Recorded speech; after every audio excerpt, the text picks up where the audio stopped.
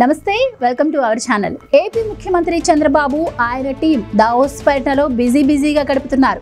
7 పదుల వయసులోనూ ఏపీలో పెట్టుబడుల కోసం తీవ్రంగా శ్రమిస్తున్నారు చంద్రబాబు.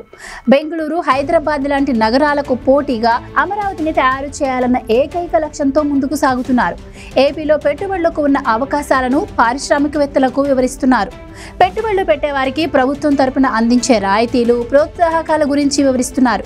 ఏ చిన్న అవకాశం దొరికినా బ్రాండ్ ఏపీని ప్రమోట్ చేస్తున్నారు చంద్రబాబు.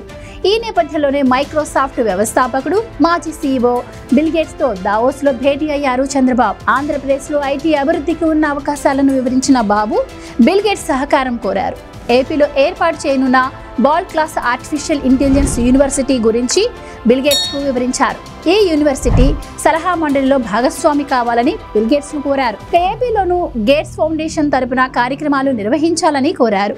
చంద్రబాబు విజ్ఞప్తిపై బిల్ గేట్స్ సానుకూలంగా స్పందించినట్టు తెలుస్తోంది. ఈ భేటీ తర్వాత ఆసక్తికర ట్వీట్ చేశారు చంద్రబాబు. 1995లో ఉమ్మడి ఆంధ్రప్రదేశ్ సీఎంగా బిల్ గేట్స్ ను కలిసిన విషయాన్ని గుర్తు చేసుకున్నారు. మళ్ళీ ఇప్పుడు ఆర్టిఫిషియల్ ఇంటెలిజెన్స్ కోసం 2025లో బిల్ గేట్స్ కలిసినట్లు ట్వీట్ చేశారు. దాదాపు 30 ఏళ్ల తర్వాత మళ్ళీ బిల్ గేట్స్ ను కలవడం ఆనందంగా ఉందన్నారు చంద్రబాబు. టెక్నాలజీ విషయంలో చంద్రబాబు మిగిలిన ముఖ్యమంత్రులతో పోలిస్తే ఒక అడుగు ముందే ఉంటారు.